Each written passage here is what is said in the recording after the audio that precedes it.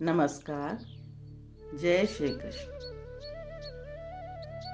श्रीमद् भगवद गीता के अध्यायों की श्रृंखला में आज 12वें अध्याय के साथ मैं नेहा शर्मा आप सबके समक्ष उपस्थित हूँ। श्रीमद् भगवद गीता के 12वें अध्याय का नाम भक्ति योग है।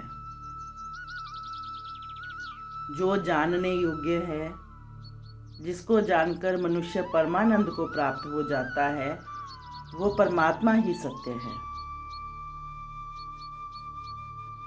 भक्ति योग प्रेम की उच्च पराकाष्ठा है। ईश्वर के प्रति अत्यधिक प्रेम ही भक्ति है। जब व्यक्ति संसार के भौतिक पदार्थों से मोह त्याग कर अनन्य भाव से ईश्वर की उपासना करता है तो वह भक्ति कहलाती है। इस छोटे अध्याय में आध्यात्मिक साधनाओं के अन्य मार्गों की अपेक्षा भक्ति मार्ग की सर्वोत्कृष्टता के महत्व पर प्रकाश डाला गया है। इसका प्रारंभ अर्जुन द्वारा श्री कृष्ण से पूछे गए इस प्रश्न से होता है कि वह योग में किन्हें पूर्ण माने। क्या जो भगवान की साकार रूप में भक्ति करते हैं, या वे जो निराकार ब्रह्म की उपासना करते हैं। इसका उत्तर देते हुए श्री कृष्ण कहते हैं कि दोनों मार्ग भगवत प्राप्ति की ओर ले जाते हैं, किंतु वे उनकी साकार रूप में पूजा करने वाले भक्त का श्रेष्ठ योगी के रूप में सम्मान करते हैं।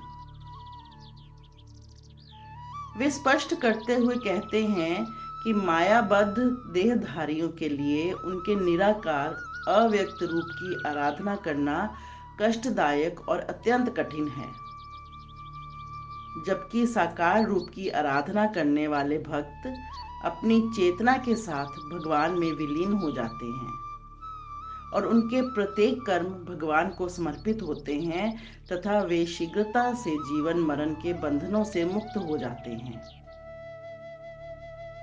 इसलिए श्री कृष्ण अर्जुन को अपनी बुद्धि उन्हें समर्पित करने और अपने मन को केवल उनकी प्रेममयी भक्ति में स्थिर करने के लिए कहते हैं, किंतु ऐसा प्रेम प्रायः संघर्षमयी आत्मालभ्य नहीं होता। इसलिए श्री कृष्ण अन्य विकल्प देते हुए कहते हैं कि यदि अर्जुन तुरंत अपने मन को पूर्ण रूप से भगवान में एकाग्र करने की अवस्था प्राप्त नहीं कर सकता, तब उसे निरंतर अभ्यास द्वारा पूर्णता की अवस्था को प्राप्त करने का प्रयास करना चाहिए। भक्ति कोई रहस्यमय उपहार नहीं है।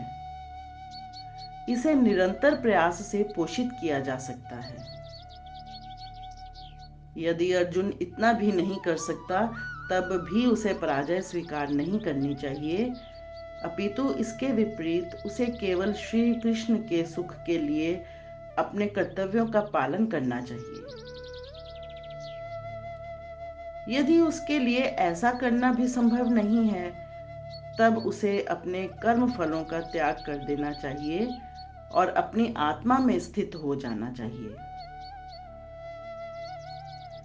अब श्री कृष्ण बताते हैं कि लौकिक कर्मों से श्रेष्ठ ज्ञान अर्जन करना है और ज्ञान अर्जन से श्रेष्ठ ध्यान है और ध्यान से श्रेष्ठ कर्म फलों का त्याग करना है, जो तुरंत परम शांति प्राप्त करने के मार्ग की ओर ले जाता है।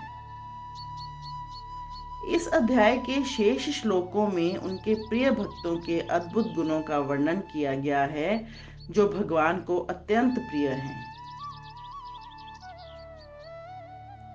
श्री कृष्ण कहते हैं, यदि तुम दृढ़ता से मुझ पर अपना मन स्थिर करने में असमर्थ हो, तो सांसारिक कार्यकलापों से मन को विरक्त कर भक्ति भाव से निरंतर मेरा स्मरण करने का अभ्यास करो।